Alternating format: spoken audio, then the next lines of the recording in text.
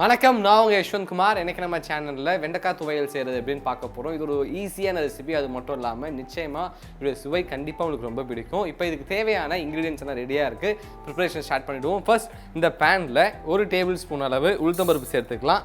கூடவே 1 table spoon அளவு கடலைப்பருப்பு சேர்த்துக்கிறேன். அதன் பிறகு 2 டேபிள் ஸ்பூன் அளவு தனியா சேர்த்துக்கோங்க. அடுத்து இதில் 1 டீஸ்பூன் அளவு சீரகம் சேர்த்துக்கலாம். கூடவே காரத்துக்காக ஒரு 6லிருந்து 7 காய்ந்த மிளகாயும் சேர்த்துக்கலாம். இப்போது நம்ம சேர்த்துருக்க இன்க்ரீடியன்ஸை லோ ஃப்ளேம்லேயே வச்சு இதில் இருக்கக்கூடிய மனம் வெளியே வர அளவுக்கு ட்ரை ரோஸ்ட் பண்ணிப்போம்.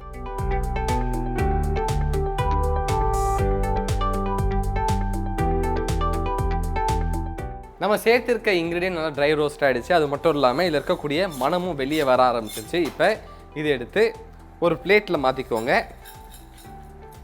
இப்போது இதே கடாயில் 1 டேபிள் ஸ்பூன் அளவு எண்ணெய் சேர்த்துக்கலாம்.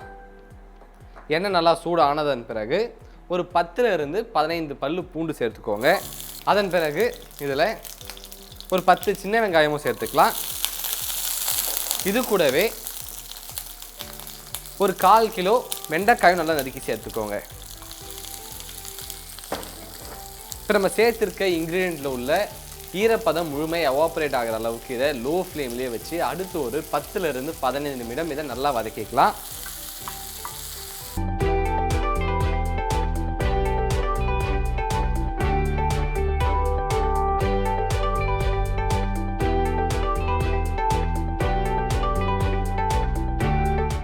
நம்ம வெண்டைக்காய் நல்லா வதங்கிடுச்சு. ஸ்டவ் ஆஃப் பண்ணிடலாம். இப்போது இது கூட நம்ம ரோஸ்ட் பண்ணி வச்சுருந்த மசாலா மற்றும் ஒரு அரை எலுமிச்சைப்பழம் சைஸுக்கு புளி வச்சுருக்கேன். இது கூட கொஞ்சம் தேவையான அளவு உப்பு சேர்த்து தேவைப்பட்டால் கொஞ்சமாக தண்ணி சேர்த்து நல்லா ஃபைனாக அரைச்சி எடுத்துக்கலாம். நம்ம வெண்டைக்காயை நல்லா அரைத்து எடுத்தாச்சு. இதை எடுத்து உரமாக வச்சுருவோம். இதை தாளிக்க போகிறோம். அதுக்காக அதே கடாயில் ஒரு 2லிருந்து 3 டேபிள் ஸ்பூன் அளவு நல்லெண்ணெய் சேர்த்துக்கலாம். நம்ம சேர்த்துருக்க எண்ணெய் சூடாகிடுச்சு. இதில் 1 டேபிள் ஸ்பூன் அளவு கடுகு சேர்த்துக்கலாம். கடுகு இந்த மாதிரி நல்லா பொரிந்து வரும்போது நம்ம அரைத்து வச்சுருந்த வெண்டைக்காயும் சேர்த்துப்போம்.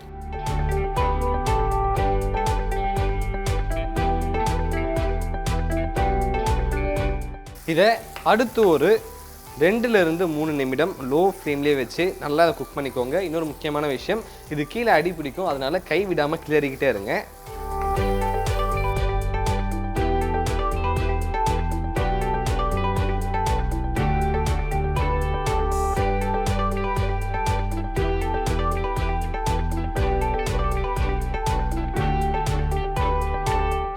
நம்ம வெண்டைக்காய் துவையல் ரெடி ஆகிடுச்சு. இப்போ ஸ்டவ் ஆஃப் பண்ணிவிட்டேன். இதை எடுத்து அழகாக ஒரு பவுலில் போர்ஷன் பண்ணிப்போம்.